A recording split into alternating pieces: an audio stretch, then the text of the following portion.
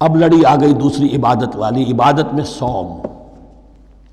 جہاں تک نماز کا ذکر ہے تو وہ تو مکی صورتوں میں اس کا بے تحاشا مرتبہ ذکر موجود ہے، لیکن یہاں جو ہے معاملہ صوم، اس سے پہلے مکی دور میں صوم کا کہیں کوئی تذکرہ ہی نہیں، نہ عربوں میں اس کا رواج تھا۔ یہ لفظ بھی عربی زبان میں تھا گھوڑوں کے لیے، گھوڑے روزہ رکھتے تھے۔ رکھتے کیا تھے بیچارے؟ انہیں رکھوایا جاتا تھا، کیونکہ عربوں کا جو معاملہ تھا وہ لوٹ مار، غارت گری، اور اس کے لیے انہیں چاہیے تیز رفتار سواری، جاؤ حملہ کرو، لوٹو مارو اور بھاگو۔ اونٹ جو ان کی فضا اور ان کے ماحول کے لیے مناسب تھا وہ زیادہ تیز دوڑ نہیں سکتا، اپنی اس ضرورت کے لیے گھوڑا چاہیے تھا۔ گھوڑے میں عرب کا سخت موسم برداشت کرنے کی عادت نہیں، نازک جانور ہے، وہ پیاسا تو نہیں رہ سکتا 7 دن تک جیسے کہ اونٹ رہ سکتا ہے، بھوکا نہیں رہ سکتا، وہ لو کے تھپیڑے نہیں برداشت کر سکتا، لہذا عرب اس کو رکھواتے تھے روزہ۔ کھانا پینا بند کیا اور اس کے جو ہے منہ کر کے کھڑے ہو گئے جب گرم تیز ہوا چل رہی ہے، خود تو اپنے آپ کو لپیٹ لیا اپنے گھٹنے میں، غترہ کہلاتا ہے وہ جو بھی کپڑا اوپر ہوتا ہے، اور وہ اس گھوڑے کو جو ہے وہ ساری آگ اس پر برس رہی ہے تاکہ اس میں عادت پیدا ہو جائے جھیلنے کی، برداشت کرنے کی۔ تو جنگ کے موقع پر کہیں یہ دغا نہ دے جائے، اگر یہی ہمت ہار گیا تو اس کا تو کیا کیا جائے گا، تو اصل میں سوار ہے جو مارا گیا۔ یہ روزہ ان کے ہاتھ تھا، لیکن جب حضور آئے مدینے میں تو یہاں یہود میں روزے کا رواج تھا۔ وہ ایک تو عاشورہ کا روزہ رکھتے تھے، اس لیے کہ وہ تاریخ تھی جس میں کہ نجات ملی تھی بنی اسرائیل کو فرعونیوں سے۔ پہلے یہ کہ ہر مہینے میں 3 روزے، اب اگر 30 کے 30 روزے ایک ہی مہینے میں فرض کر دیے گئے ہوتے اور وہ ہوتے جون جولائی کے تو جان نکل جاتی۔ بہترین تدبیر یہ کی گئی ہر مہینے میں، اور یہ موسم سارے آ رہے ہیں اس میں۔ پھر کچھ عرصے کے بعد یہ رمضان کا روزہ فرض کیا گیا۔ پہلا جو روزہ تھا 3 دن کا، اس میں یہ بھی تھی اجازت کہ جو اگر مسافر نہیں ہے، بیمار بھی نہیں ہے، طاقت رکھتا ہے روزہ رکھنے کی، پھر بھی روزہ نہ رکھے تو اس کا فدیہ یہ ہے کہ 1 مسکین کو کھانا کھلائے۔ علی الاطلاق تھا یہ۔ جب رمضان کے روزے کی فرضیت ہو گئی تو اب یہ فدیہ نہیں ہے، البتہ حضور نے اس کو باقی رکھا ایسے شخص کے لیے جو بہت بوڑھا ہے، یا کوئی خاتون بہت بوڑھی ہے برداشت نہیں کر سکتی، یا کوئی بیمار ہے، کسی سخت ایسی بیماری میں ہے کہ روزہ اس کے لیے جان کے لیے ہلاکت کا اندیشہ ہو سکتا ہے، اس کے لیے فدیہ برقرار رکھا۔ عام طور پر صحت مند شخص جو مسافر بھی نہ ہو اس کے لیے یہ رعایت ختم ہو گئی۔ یہ ہے ان آیات کی تعبیر جس پر میں پہنچا ہوں، اور بہت عرصے بہت پہلے پہنچ گیا تھا، لیکن چونکہ اکثر مفسرین نے یہ بات نہیں لکھی ہے تو میں جھجکتا رہا، لیکن بعد میں مجھے معلوم ہوا کہ مولانا انور شاہ کاشمیری رحمۃ اللہ علیہ کی رائے یہی ہے، تو مجھے اعتماد ہو گیا، اور پھر مجھے اس کا ذکر جو ہے یہ تفسیر کبیر میں امام راضی کے ہاں بھی مل گیا کہ متقدمین کے ہاں یہ رائے موجود تھی کہ پہلی 2 آیتیں جو ہیں اس روزے سے متعلق یہ رمضان کے روزے سے متعلق نہیں ہیں، بلکہ وہ 3 ہر مہینے کی 13، 14 اور 15 ایام 20 کے روزے حضور نے بعد بھی رکھے ہیں نفلاً، لیکن شروع میں یہ 3 روزے رکھنے کا حکم دیا گیا تھا۔ پہلی 2 آیتیں اس 6 آیتوں پر مشتمل رکوع، اور یہ ایک عجیب مقام ہے۔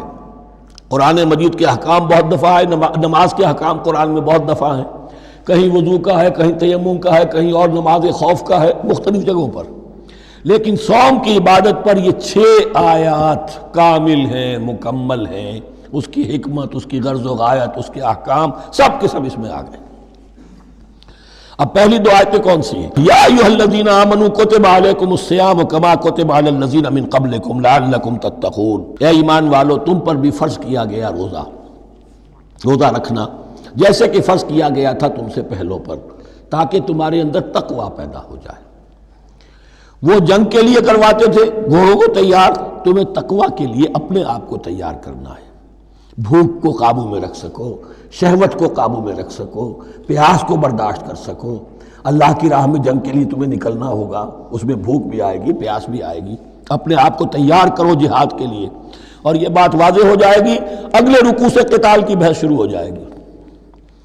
روزے کی یہ گفتگو ہو رہی ہے تمہیداً قتال کے لیے، جیسے گھوڑوں کو تیار کیا جاتا تھا، صوم رکھوایا جاتا تھا قتال کے لیے۔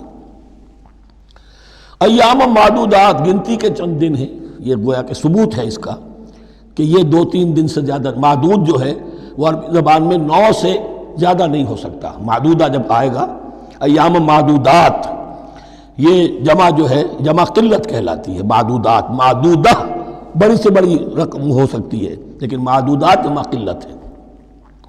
گنتی کے چند روز ہیں. فمن کان منکم مریضا، ان میں بھی یہ رعایت ہے کہ جو تم میں سے بیمار ہو، او علی سفر، یا سفر پر ہو، فعدۃ من ایام اخر، تو وہ تعداد پوری کر لے دوسرے دنوں میں. وعلی الذین یطیقونہ، اور جو اس کی طاقت رکھتے ہوں، فدیۃ طعام مسکین، وہ فدیہ دیں ایک مسکین کا کھانا کھلانا. ان آیات کی تفسیر میں جیسا کہ میں نے عرض کیا مفسرین کے بہت سے اقوال ہیں، اب میں اس کی بحث میں نہیں جا سکتا. جو میں نے اپنے مطالعے کے بعد رائے قائم کی ہے میں صرف وہی بیان کر رہا ہوں کہ اس وقت، اور یہ امام راضی کے الفاظ ہیں، کہ یہ فرضیت علی التعیین نہیں تھی بلکہ علی التخییر تھی. فرض تو ہے روزہ، لیکن اس کا بدل بھی دیا جا رہا ہے. اگر تم نہیں رکھنا چاہتے تو تم ایک مسکین کو کھانا کھلا دو. تو گویا کہ تدریجاً انہیں لانا تھا، چونکہ اس بات کے وہ پہلے سے عادی نہیں تھے.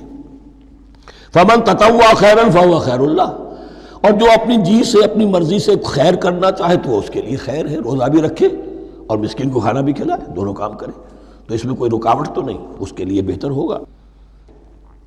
وَأَن تَصُومُوا، اور دیکھو اگر روزہ رکھو، خیر لکم ان کنتم تعلمون، یہ تمہارے لیے بہتر ہے اگر تم جانو. اب یہاں بھی ایک طرح کی رعایت کا انداز ہے. اب آ رہی ہیں دو آیتیں جو خاص رمضان کے روزے سے متعلق ہیں، حکمت اور غرض و غایت. پھر ایک آیت طویل آئے گی احکام، اور پھر ایک آیت آئے گی لٹمس ٹیسٹ. یہ 6 آیتیں.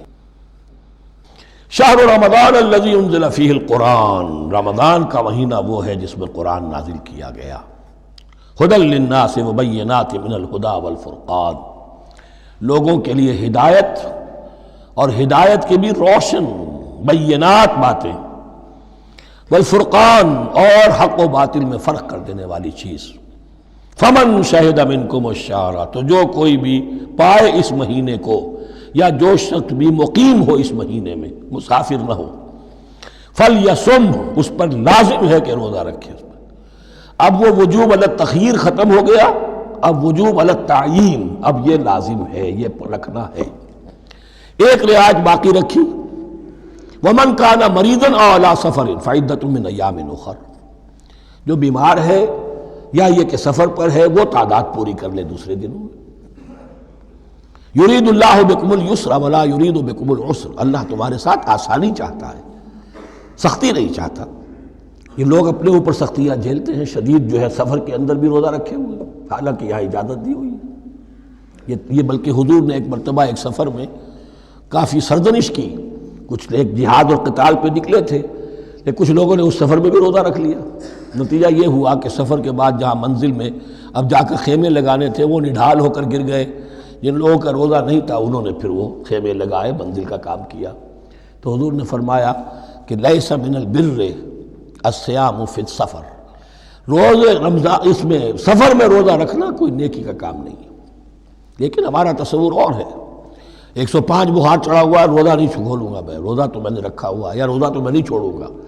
حالانکہ جہاں رعایت اللہ کی ہے اس رعایت سے فائدہ نہ اٹھانا ایک طرح کا کفران نعمت ہے.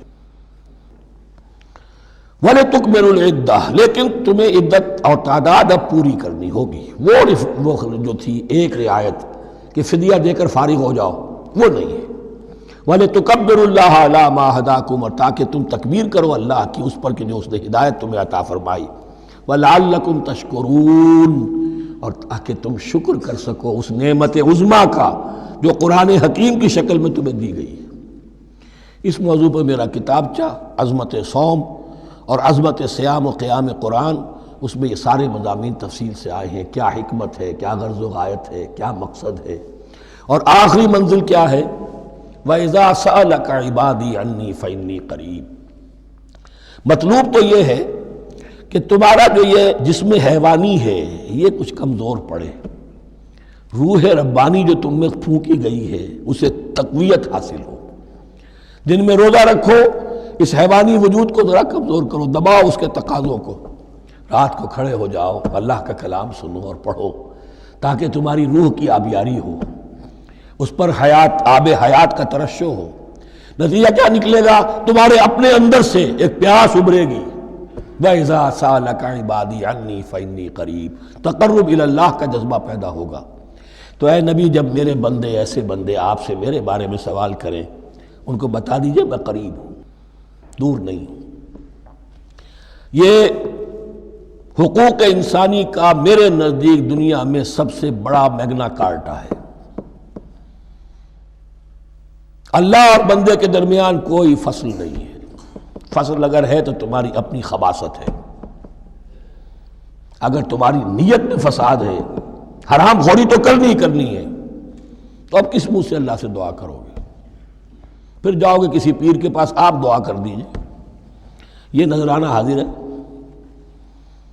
یہ طریقہ کیا ہے؟ انسان کا نفس حائل ہے اور کوئی نہیں، ورنہ ہم تو مائل بے کرم ہیں، کوئی سائل ہی نہیں، راہ دکھنا ہے کسی رہنوی منزل ہی نہیں، کوئی پوپ نہیں، کوئی پنڈت نہیں، کوئی پادری نہیں، کوئی پیر نہیں، کوئی نہیں، جب چاہو اللہ سے ہم کلام ہو جاؤ، اس سے بڑا حق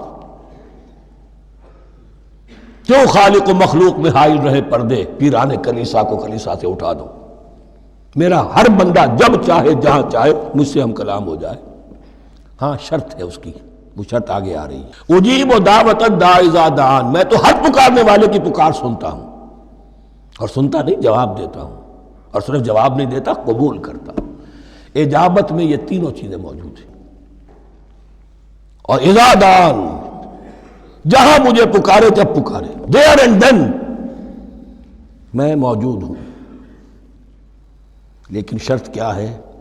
فَلْيَسْتَجِيبُوا لِي، انہیں بھی تو میرا کہنا ماننا چاہیے، یہ یک طرفہ بات نہیں ہوگی۔ فَاذْكُرُونِي أَذْكُرْكُمْ، تم مجھے یاد رکھو گے تو میں تمہیں یاد رکھوں گا، یہ دو طرفہ معاملہ ہے۔ تم شکر کرو گے میں تمہاری قدردانی کروں گا، تم میری طرف چل کر آؤ گے میں بھاگ کر آؤں گا، تم بارش برآؤ گے میں ہاتھ بڑھاؤں گا، لیکن تم رخ موڑ لو گے ہم بھی رخ موڑ لیں گے۔ ہماری تو غرض نہیں ہے، غرض ہے تو تمہاری، تم رجوع کرو گے ہم بھی رجوع کر لیں گے، تم توبہ کرو گے ہم اپنی نظر کرم پھر تمہاری طرف متوجہ کر دیں گے۔ لیکن ہر چیز ان تنصروا اللہ ینصرکم، اللہ کی مدد کرو گے تو اللہ تمہاری مدد کرے گا۔ تمہاری دوستیاں ہو، پینگے بڑھا رہے ہو اللہ کے دشمنوں کے ساتھ، ساز باز ہو اللہ کے دشمنوں کے ساتھ، اور کھڑے ہو جاؤ قنوت نازلہ میں اللہ سے مدد مانگنے کے لیے، تم سے بڑا بے وقوف کون ہوگا؟ پہلے اللہ کی طرف رخ تو کرو، اللہ سے اپنا معاملہ درست کرو۔